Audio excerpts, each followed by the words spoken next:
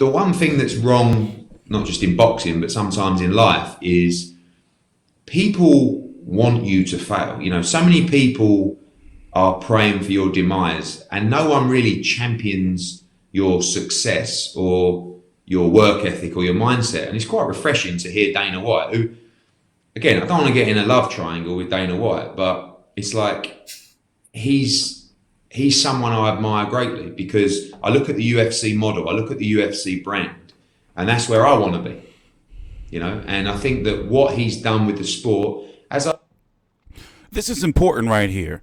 This is Eddie Hearn on Sky Sports, you know, about a week or so ago. He's planning on relaunching in or, you know, launching during this new phase of boxing for the indefinite future, his own in-house shows, you know, behind closed doors. And it's supposed to take place at his childhood home, from my understanding, 15-acre piece of land in Brentwood, Essex.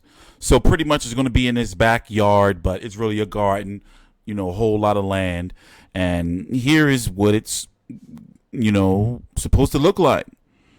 Obviously, fans are not going to be there. Limited media attendance. Fights that they're trying to book and make is fights like Alexander Povetkin. Well, Dylan White and Alexander Povetkin. But the question of Anthony Joshua, he's answered in this interview that Joshua versus Pulev is going to be the only fight for Joshua this year. Nobody stepping aside. All that shit was fake news. I didn't even entertain it. I don't do. Listen, I didn't. That's why you didn't see me do a video. Wilder ain't stepping aside. Nothing. All right. So basically what he's doing is he's kind of, here's the thing. The marketplace for boxing has changed. Paydays are not going to be the same. You know, guys are not going to be able to take like easy ass touches for fucking $1 million, 1.5 and all. The shit's changed. So here he's praising the UFC for their pay scale to be able to actually, UFC is able to put on pay-per-views, you know, with their top fighters behind closed doors. So let's let Eddie explain to you a little bit better. You can watch this on Sky Sports Boxing YouTube page in full. Listen in, and also please subscribe. I'll always openly tell people who work here with me at Matchroom, go and see what the UFC are doing, and mostly copy it. And I think now we need that kind of model in boxing, because I think the days of the easy payday are over. When we come back, it's got to be compelling. It's got to be competitive. It's got to get the fans' attention. It's got to make them draw to the sport of boxing rather than soccer, cricket, you know, golf, whatever else is coming back at 1,000,000 miles an hour. So for us, any environment that we create has to look different. You know, it's not interested in a dark studio. You know, I'm not interested necessarily in an arena with a load of empty seats. We've built our success on the basis that when you turn your TV screen on, you are gripped. And even behind closed doors, we need to make that a necessity. So when we talk about the fights that need to come back, like I said, the days of the easy payday, for me, are over. And that's great news for fans, great news for broadcasters. And I think broadcasters are going to come back tougher than ever. Right, what have you got? You know, no, this has got to be better. And that's what we want. You know, basically what he's saying is like, listen, you know, you want to sit on the shelf. You don't know when boxing is going to be able to come back and what capacity. He's going to say later on in this video, you know, they're waiting on, they're going to still move forward with their July the 15th plans of hosting, you know, fights in, you know, the fight camp or what they're calling it. I wish they would have came up with a better name because, you know, as you know, fight camp, what is it, 360 PBC fight camp. It's just commonly used in, you know, boxing. I wish they would have came up. Fucking Fight Garden would have been better.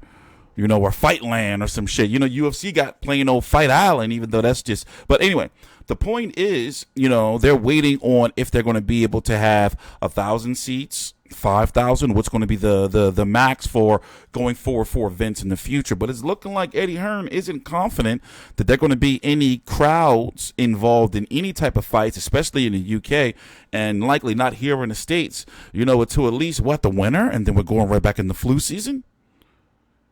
But it's just all a mess. So the question is, what fighters are going to be like, all right, well, let me make this money. Let me fight under, behind closed doors. And also networks, they're going to be like, yo, we're not going to be putting on, like some networks, they're not going to be having it. They're not going to be like, okay, well, we want to, keep things busy. So put on an A side versus a fucking H side. We don't need that in boxing anymore. I hope that this is, a wake-up call. Boxers ain't going to give a fuck. They just want their paydays. Let's be honest with you. Some of these boxers, majority of them, don't be real sharp up here. They don't. We've learned that time and time again throughout history. Athletes in general don't be sharp up here. We've learned that time and time throughout history. They're always thinking, well, I'll get another payday. I'll get another payday. I'll get another contract. This is the time now. Guys that weren't big ticket sellers, they got to put their pride aside. They got to get out there and say, all right, listen, in my personal opinion, a Terrence Crawford versus a Kell Brook, I think that can happen behind closed doors. But what the fighters do it? What if it's Kell Brook's last fight? Does he want to be retire behind closed doors? It's a lot of different, dynamics involved in this shit. But me, I've said it in the last few videos I've done so far. I have little to no confidence that boxing is going to be back in regards to you can fill out the T-Mobile Arena, 18,000 or however many it seats in September. Kick my backside. Tell me off. Tell me it's got to be better. And we will come back with the best content. British v British fighters in the short term. Wonderful for the sport. No more bringing in opponents that every time there's a bad matchup, you give your interview at ringside and tell me off. Now we can actually bring in these prospects who might be ticket sellers who can't get opportunities on small hall shows anymore to fight our prospects and 5 fights a night. So no easy touches, no gimmies. Everything's got to be competitive. And we're under a huge amount of pressure. Financially, it's not going to work out great for us in the interim, but that's okay. We've worked hard to be able to make this investment this time because there are huge risks, financial risks in staging fights behind closed doors. And we will ride out those risks, we will overcome them, and we will bring our sport back as one of the most popular in this country. Do you have a calendar on the wall on a weekend? Do you have a calendar on the wall with a big red pen circled on a weekend date or a weekday where you're working towards? That's our first fight back. That's what we want to aim for. Well, the key for me is July. I see that Top Rank plan to come back in the States, I think mid-June. To be honest, Andy, I think if you speak honestly to a fighter right now and say, when will you be ready? Who's going to be ready in June? I mean, what's the date now? May the 15th or something. So the gyms aren't even. The gyms aren't even open. You're not even going to be able to spar for another 2 or 3 weeks. So whilst we want to get back as soon as possible, we also want to get back at the right time. One, and most importantly, when it's safe to do so. But two, when the fighters are going to be prepared to give the best performance they can. And another thing, this is a huge ask of the fighters to go into a fight under these conditions, where they don't, they won't have the access to the same equipment that they will usually have access to. They won't be able to say, I'm going to fly out here for camp than I usually do. They won't be able to follow through with a lot of the rituals, just any type of, camp rituals, that they were usually doing. On the other end of things, you're going to have fighters that be like, no, I can't use my juice. Shit is all, I'm not going in there. That's a whole different, it's a lot involved in this, man. In order for things to get back, because if a fighter loses, he's going to say, well, it's behind closed doors, a fighter that's not supposed to lose or whatever. Or fellas just know, well, this whole thing, it destroyed my career. I should have sat out. You know how it's going to get, In regards to Al Heyman and PBC, that's a whole different thing. In my personal opinion, I don't think they have the infrastructure to be able to put on fights behind closed doors. I don't think they have the infrastructure, because, they can do it, but they don't have one promoter. It's just a whole different, the pay scales and all that. PBC has already been, known throughout, years now for losing money. So I can only imagine if you hear an Eddie Hearn saying, well, it's not going to work out financially for us. If you see Top Rank, I already can tell the quality of fights they're going to put on. They're just looking like to get fighters active and keep busy. Certain fights, maybe a Victor Postol or Jose Ramirez, we may be able to get behind closed door. But for the most part, we ain't going to be getting real, solid fights. So I can only imagine like what PBC is going through, because I don't think they're in a position to be able to, like certain fights. Espinoza, he's pretty much seeming like he's not just ready to get in the boxing tour or anything. It's just all a mess.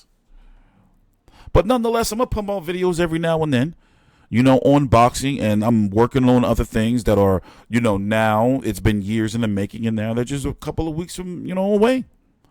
I'm TstreeT Controversy with FightView360.com. There's a lot in this interview that he did with Sky that we haven't even talked about. First period, the worst thing we could do is come back with big names against nobodies in a mismatch. We can't do that. And so we have to come back with compelling 50-50 fights in the short term. So basically, he want them ratings to hit, like, oh, this fight's happening behind closed door. They can put big marketing and promotion around it. They can get sponsors to start, and people to endorse to try to make up, for the money they're going to be losing for ticket sales and just all that, And then what's going to happen? Are these fights going to be pay-per-view? Over there, are they going to be them type of fights? Like, we don't, there's so many details that have to be ironed out. But I'm going to be following this story as I'm getting back into the swing of things on, doing videos. So basically, you're going to be seeing me just pumping out videos on anything, in regards to boxing over the next few days as, we just, get in the mix. Happy Memorial Day weekend. I know a lot of people are really staying in the crib and it's raining, so you can't really go out to the beach. It's kind of a blessing in disguise for some people. Please subscribe.